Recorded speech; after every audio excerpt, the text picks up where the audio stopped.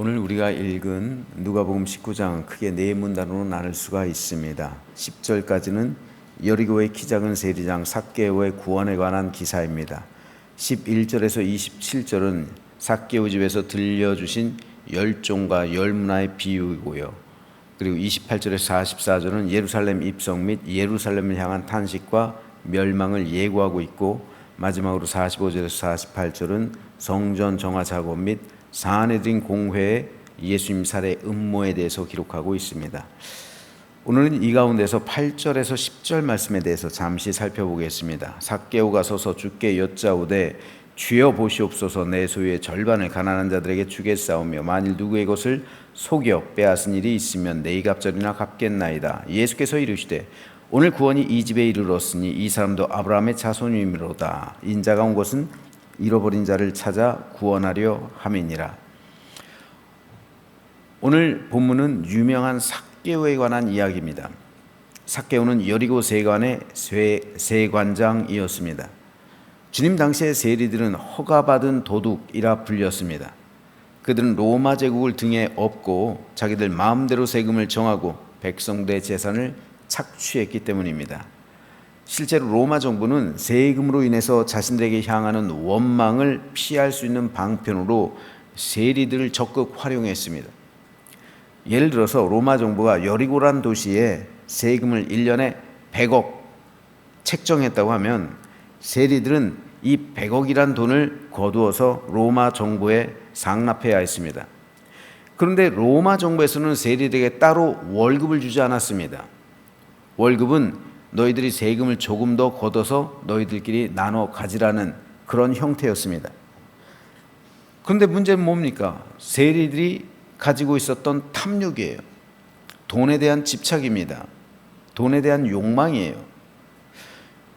당시 세리는 그렇기 때문에 매국노라 불렸습니다. 죄인의 대명사, 사람들에게 손가락질 받고 상종하지 않는 그런 부류의 사람들이었어요. 오죽하면 8대 죄인들 가운데 한 명이었을까요? 그런데 그런 그들이 왜 굳이 하고 많은 직업 가운데 세리가 되었을까요? 한마디로 돈 때문입니다. 세리가 되면 돈 걱정은 안 하고 살 수 있기 때문에 그들은 돈을 벌기 위해 매국노가 되는 길을 스스로 선택했던 겁니다. 따라서 사람들과의 관계가 이유로 단절되죠. 죄인이라 손가락질 당합니다. 사람들에게 온갖 조롱과 모욕과 멸시를 당합니다. 그럼에도 그들은 그것을 감수하고 돈을 벌기 위해 세리의 길을 선택했습니다. 삭개오도 마찬가지예요. 삭개오도 키가 작았죠. 키가 작았다라는 말은 거의 난쟁이와 다름없었다라는 말인데, 이렇게 키가 작은 삭개오가 선택할 수 있는 직업군, 그리고 삭개오가 가야 했던, 삭개오가 생각했던 그 길은 세리밖에 없었을 거다라는 생각도 듭니다. 왜냐하면 키가 너무나도 작고 볼품이 없어요.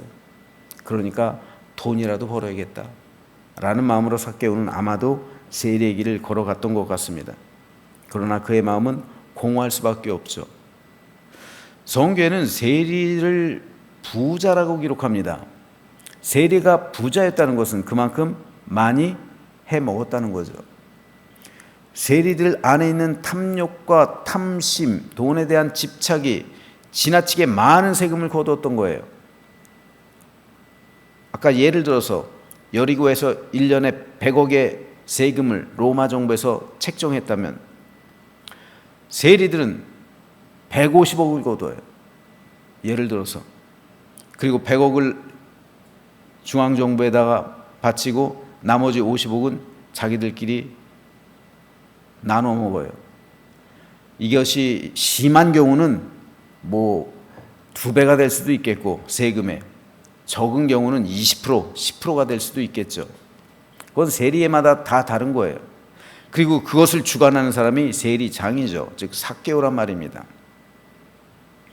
많이 거둘수록 많이 남기는 그런 구조죠. 그러니 세리들을 향한 백성들의 원망이 하늘을 찌를 것은 당연한 거죠.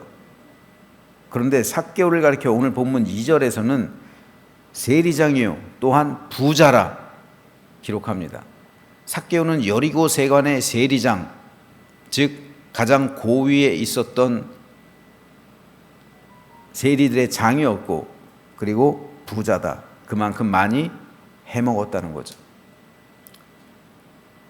그런데 예수님께서 삭개오를 부르십니다.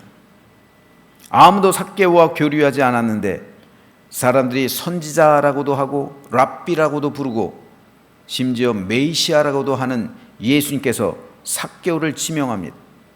그리고 내가 오늘 너의 집에 가서 하룻밤 머물러야겠다 말씀하십니다. 그러니 삭개오가 얼마나 기뻤겠습니까?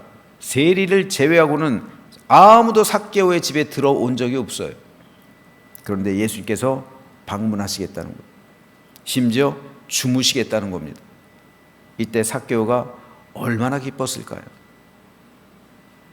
더구나 예수님은 식사를 하시면서 아주 유명한 비유의 말씀을 하시죠. 마태는 그 비유의 말씀을 달란트의 비유로 적는데 누가는 그 비유의 말씀을 열문화의 비유로 적어요. 열문화의 비유는 삭개오의 집에서 하신 거예요. 그런데 이 열문화의 비유를 말씀하시기 전에 삭개오의 위대한 신앙 고백이 나옵니다. 그 고백이 바로 오늘 우리가 읽은 본문이에요. 여기서 삭개오는 주여 보시옵소서 내 소유의 절반을 가난한 자들에게 주겠사오며 만일 누구의 것을 속여 빼앗은 일이 있으면 네 갑절이나 갚겠나이다 라고 선언합니다. 이것은 사실상 자기를 도둑으로 인정하는 거예요. 그 당시 도둑이 도둑질 하다가 걸리면 최소 2배를 주인에게 갚아주어야 했습니다. 그런데 삭개오는 4배를 갚겠다고 하는 거예요. 게다가 자신의 모든 재산 가운데 절반을 가난한 자들에게 나눠주겠다는 겁니다. 그렇다면 삭개오는 거의 파산한 것과 다름없어요. 재산의 절반을 가난한 자들에게 나눠주고 나머지 절반 가운데 누군가에게 내가 착취한 것이 있다면 4배로 갚아주겠다. 그럼 남아있을 재산이 어디 있어요? 삭개오가 정직하게 일해서 정당하게 부를 축적했습니까? 아니잖아요. 삭개오가 축적한 재산은 다 부정한 재산이에요. 그렇기 때문에 삭개오는 파산한 것이나 다름없었습니다. 모든 재산을 나눠주겠다라고 말한 것과 다름이 없는 거예요. 그런데 예수님께서 이것을 사실 부자 청년에게 먼저 원하셨어요. 부자 청년의 집 역시 부당하게 부자가 되었기 때문에 주님은 가난한 자들에게 내 재산을 다 나눠주고 나를 따르라고 요청하셨죠. 하지만 부자 청년은 자신의 재산을 지키는 편을 선택했죠. 갈등한 거예요. 예수님 말씀대로 이것을 다 팔아서 가난한 자들에게 나눠주고 예수님을 따르는 제자가 되어야 할까? 아니면 이 재산을 지키고 예수님을 따르지 않을까? 그 갈등 가운데 부자 청년은 심히 고민했지만 결국 자신의 재산을 지키기 위해서 주님의 제자가 되는 길을 포기했습니다. 하지만 삭개오는 달랐어요. 삭개오는 예수께서 요청하지 않았음에도 파산의 길을 걸어간 거예요. 그래서 모든 재산을 다 정리하는 길로 그 길을 선택한 겁니다. 자기가 부정하게 쌓아둔 재산을 다 나눠주고 누군가의 눈에서 피눈물 나게 했다면 그 사람에게 찾아가서 무려 4배로 배상해 주었던 거예요. 따라서 그의 모든 재산은 다 사라질 수밖에 없는 거죠. 그런데 이 선언을 들은 예수님이 뭐라 말씀하십니까? 오늘 구원이 이 집에 이르렀으니 이 사람도 아브라함의 자손이미로다. 인자가 온 것은 잃어버린 자를 구원하려 함이니라. 여기서 구원이란 말이 반복해서 예수님께서는 말씀하시고 있습니다. 오늘 구원이 이 집에 이르렀다. 예수님께서는 삭개오의 고백을 듣고 오늘 구원이 이 집에 이르렀다 선언하십니다. 여기서 우리는 진정한 회개가 무엇인지 그리고 진정한 구원이 무엇인지를 발견하게 됩니다. 예수님께서 선언하시는 구원, 그 구원은 진정한 회개를 동반해야 됨을 알 수가 있게 되는 거예요. 구원에 이르는 참된 회개란 따라서 내 삶을 바꾸는 거예요. 내가 예수님 믿고서 회개했다. 회개란 돌이킨다는 거잖아요. 내 삶을 돌이킨다는 거잖아요. 그리고 내 모든 삶을 바꾼다는 거잖아요. 나 중심에서 하나님 중심으로, 그리고 지옥에서 천국으로, 그리고 이 세상의 죄된 욕망에서 하늘 속한 신령한 은혜로, 그리고 이 세상을 목적으로 사는 인생에서 하늘을 소망하는 삶으로, 육적인 삶에서 영적인 삶으로 모든 것이 변화되고 바뀌는 것, 이것이 회개잖아요. 그래서 회개란 돌이키는 거잖아요. 지옥으로 향하는 길에서 돌이켜서 천국으로 향하는 길로 돌아가는 것, 이것이 회개잖아요. 내가 진정으로 예수님을 믿는다면, 내가 진정으로 구원 받았다고 내가 확신한다면 그 전에 반드시 있어야 될 것이 회개에 합당한 열매입니다. 회개에 합당한 삶을 증거로서 보여주어야 한다는 거예요. 세례 요한은 회개에 합당한 열매를 맺으라고 외쳤죠. 회개에 합당한 열매가 보이지 않았을 때 독사의 자식들이라고 바리새인들을 책망했습니다. 회개에 합당한 열매는 곧 하나님과 사람 앞에서 정직하고 온전하게 사는 삶이에요. 그래서 군인들에게, 세리들에게, 죄인들에게 삶을 바꿀 것을 말했죠. 세례 요한이요. 정한세 외에는 더 이상 받지 마라. 군인들도 너희가 받는 급료로 만족하라. 그런데 군인들도 마찬가지예요. 세리들도 마찬가지예요. 정한세 외에 받는 급료로 만족할 수가 없어요. 군인들도 박봉이었습니다. 그러니까 군인들도 뜯고 다니는 거예요. 세리들도 마찬가지고요.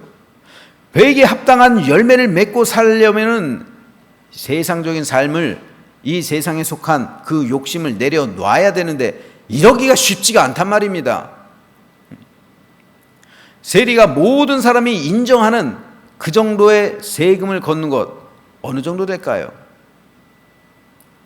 자기들의 수입을 자기들이 스스로 정해야 되는 건데 그러기가 쉬울까요? 스스로 거절할 수 있는 그런 경건의 능력이 그들에게 있을까요? 군인들이 박봉에도 불구하고 그것으로 만족할 수 있을까요? 그러지 않는다는 거예요. 하지만 하나님을 믿는 믿음의 사람은 반드시 회개에 합당한 열매가 보여서 하나님과 사람 앞에서 정직하고 온전하고 하나님의 기쁨이 되는 삶을 살아가야 한다는 겁니다. 그때 비로소 예수님은 이 집에 구원이 이르렀다 선언하시는 거예요. 오늘날 한국교회의 힘이 쇠약해진 이유 중 하나는 회개 열매가 없기 때문입니다. 회개했다고는 하는데 회개 열매가 보이지 않아요. 나 자신 구원받았다고 하는데 구원의 열매가 안 보인단 말입니다. 삭개오처럼 자신의 삶을 바꾸는 사람이 적다는 말이에요. 여러분, 세상 사람들이 하는 말을 한번 귀 기울여 보세요. 교인들이 더 이기적이라고 말해요. 교인들이 더 하다고 그래요. 교인들이 더 강팍하다고 합니다. 교인들이 더 심성이 사납다고 그래요. 교인들이 더 싸우기를 즐겨한다고 그래요. 교인들이 더 핏대 높여 소리를 높인다고 합니다. 이런 말을 우리가 들으면 안 되는 거예요. 이거는 회개에 합당한 열매가 아니에요. 회개에 합당한 열매는 온유함, 인자함, 그리고 그 안에서 나오는 하나님의 은혜, 이게 보여야 되는 거예요. 삭개오처럼 자신의 삶을 바꾸는 사람이 적은 것, 이것이 바로 오늘 우리 한국 교회의 현실이에요. 그렇기 때문에 교회는 부흥하지 못하는 겁니다. 누군가에게 내가 피해를 입혔다면 배상해 주어야죠. 남에게 상처 주었으면 용서를 구해야 하죠. 나의 삶을 바르게 잡아야 하죠. 하나님 앞에서, 사람 앞에서, 성도 앞에서 우리 모든 삶을 바꿔야 하는 것, 그래서 정직을 이루는 삶, 이것이 진정한 회개죠. 그러므로 저는 저와 여러분 모두가 하나님 앞에서 삭개오처럼 참된 회개의 열매를 맺음으로 진실한 믿음의 백성으로 인정받고 예수님께서 말씀하신 것처럼 오늘 구원이 이 집에 이르렀느니라 라는 말을 듣게 되는 우리 모든 가정들 되시기를 주님의 이름으로 축복합니다. 놀랍게도 삭개오란 말의 이름은 깨끗한 사람, 의로운 사람이란 뜻이에요. 아마도 부모는 삭개오를 향해서 아주 좋은 이름을 지어줬죠. 깨끗한 사람이 되라, 의로운 사람이 되라. 그러나 삭개오는 전혀 부모가 기대했던 것과는 반대 방향으로 가서 깨끗한 사람이 아니라 더러운 사람, 의로운 사람이 아니라 불의한 사람이 되었죠. 세리죠. 그런데 예수님께서 삭개오의 집에 들어가셨을 때 삭개오의 삶이 변해요.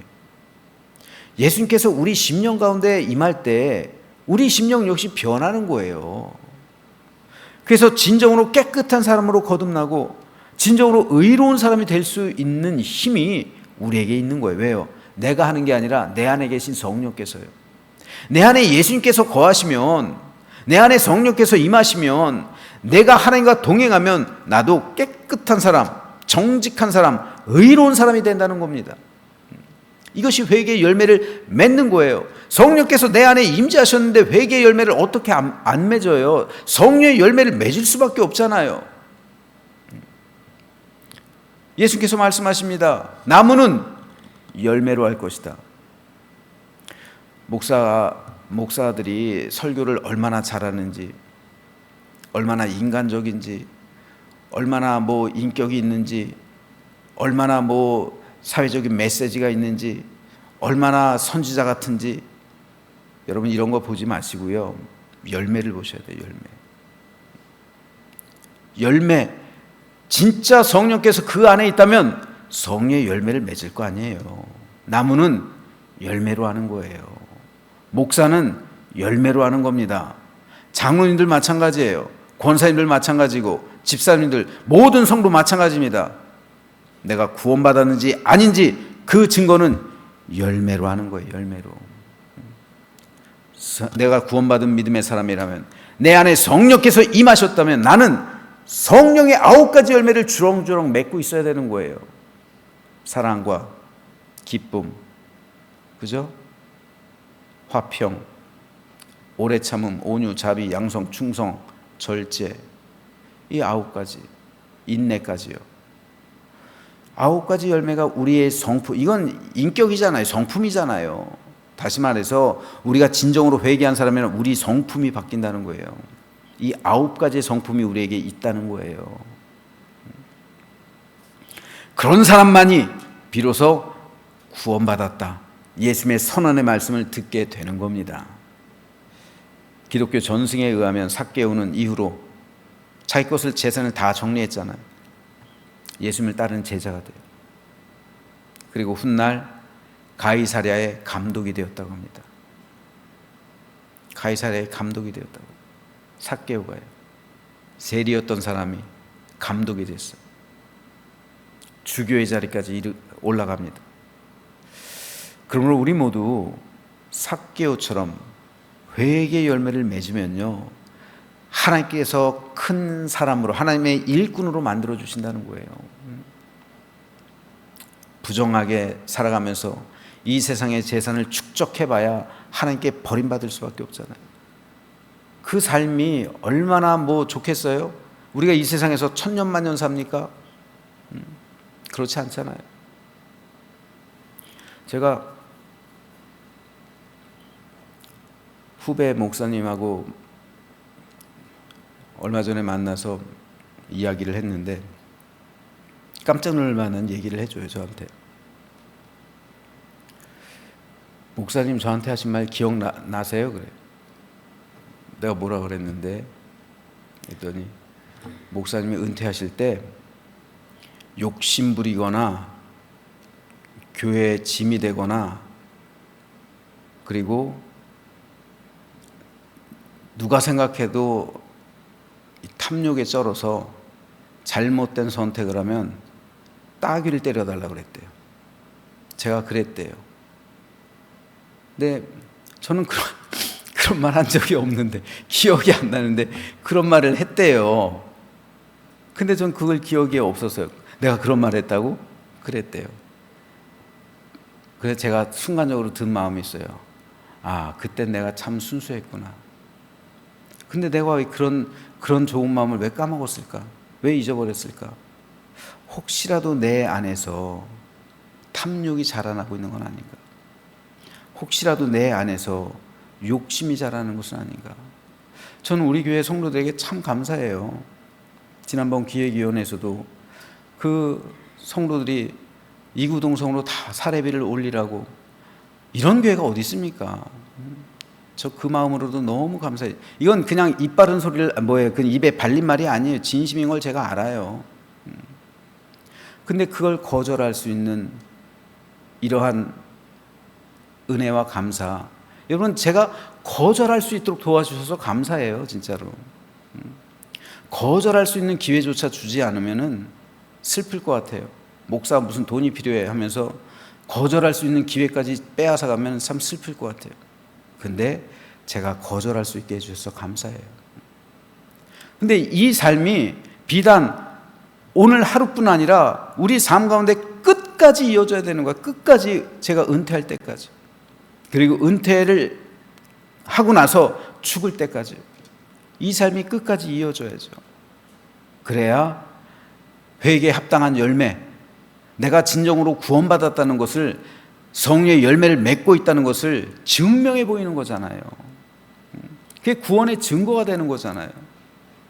그게 회개에 합당한 열매가 되는 거잖아요.